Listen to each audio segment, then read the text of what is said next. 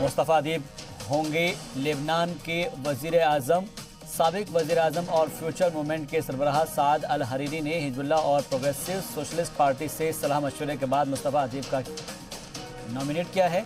सदर Michel own की सदारत में हुई मीटिंग के बाद मुस्तफ़ा अदीब के नाम पर बना इत्तेफाक राय। मुस्तफ़ा अदीब अभी तक जर्मनी में लेबनान के सफ़ीर थे।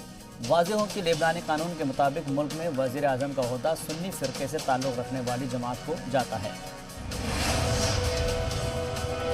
तारीख़ी अमन मुआहदे के तहत इसराइल और मुत्तहिदा अरब अमीरात ने एक और संगमील किया अबूर। इसराइली व अमेरिकी वफ़द को लेकर इसराइली तैयारा बराह रास्त फ़्लाइट के ज़रिए तेल अबीब से पहुंचा अबू ज़हबी। सऊदी अरब की फ़िज़ाई हदूद से प्रवास करता हुआ तैयारा पहुंचा UAE। सख्त गर्मी और कोरोना के बाइस पहले के बनिस्बत कम तादाद में लोगों ने की आशुरा में जुलूस के अंदर शिरकत। आशुरा की रवायती तोरिश दौड़ 3 घंटे में ही हो गई पूरी। इसके तहत अक़ीदतमंद इमाम अब्बास की मज़ार तक दौड़ लगाते हैं। गुज़िश्ता साल इस दूरी को तय करने में 6 घंटे लग गए थे। कोरोना के सबब अक़ीदतमंदों को एहतियात बरतने की दी गई थी सलाह।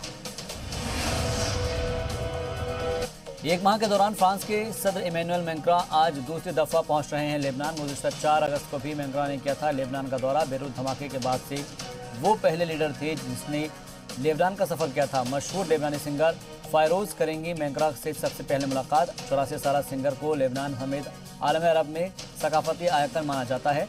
बेरूत के शान और कसीदे में गाए उनके नगमे अरब वर्ल्ड में खासे मशहूर हैं। तुर्की सदर रजब तैयब एर्दोगान ने एक दफ़ा फिर से यूनान और फ्रांस की तनकीद की है। मशरिक़ बहर रोम में कुदरती वसाइल के अख्तियात के तनाज़े को लेकर तनकीद की गई है। दोनों ही मुल्कों के क़यादत को बताया नाअहल। दोनों ही मुल्कों की आवाम को अपने लीडरान से होशियार रहने की दी सलाह।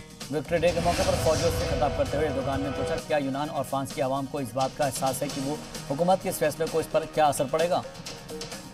वफाकी हुकूमत से बर्खास्त वज़ीर दाखिला फ़तही वशागा पहुंचे राजधानी त्रिपोली। त्रिपोली पहुंचने पर बड़ी तादाद में उनके हामियों ने किया खैर मकदम। हुकूमत मुखालिफ मज़ारों को रोक पाने में नाकाम रहने के इल्ज़ाम में वफाकी हुकूमत ने उन्हें ओहदे से किया बरतरफ। फ़तही ने कहा किसी भी तरह की जाँच के लिए तैयार हैं। हुकूमत के इस फैसले के बाद वज़ीर आज़म फ़याज़ अल सिराज और फ़तही हामियों के दरमियान कशीदगी पैदा होने का इम्कान। वाज़ेह हो कि मिस्तारा में फ़तही का माना जाता है खासा असर। सियासी तनाज़े के हल के हवाले से सूडान हुकूमत ने की अहम पेशरफ्त। इत्तेहाद हुकूमत ने मुल्क के 5 बागी जमातों से किया माहदा। साबिक़ सदर उमर अल बशीर के दौरे इक़्तिदार में इस तनाज़े के सबब मुल्क में खासी कशीदगी पैदा हो गई थी। हुकूमत की तश्कील के बाद फ़ौजी और सिविल क़यादत ने दाखिली तनाज़े को तरजीही बुनियाद पर हल करने का ज़ाहिर किया था अज़्म।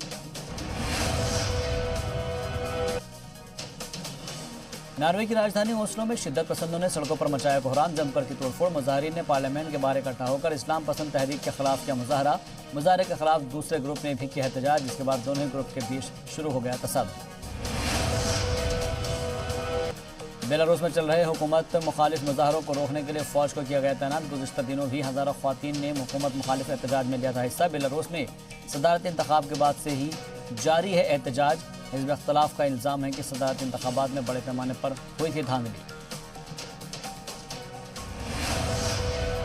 और ताइवान में काइट फेस्टिवल के दौरान सामने आया हैरान करने वाला मंजर। पतंगबाजी के दौरान एक बच्चा आसमान में पतंग की डोर के साथ फंस गया। बच्चा हवा में कई मीटर तक ऊपर उछल गया। बावजूद इसके बच्चा पूरी तरह से महफूज है। मामूली तौर पर यह बच्चा जख्मी हुआ है।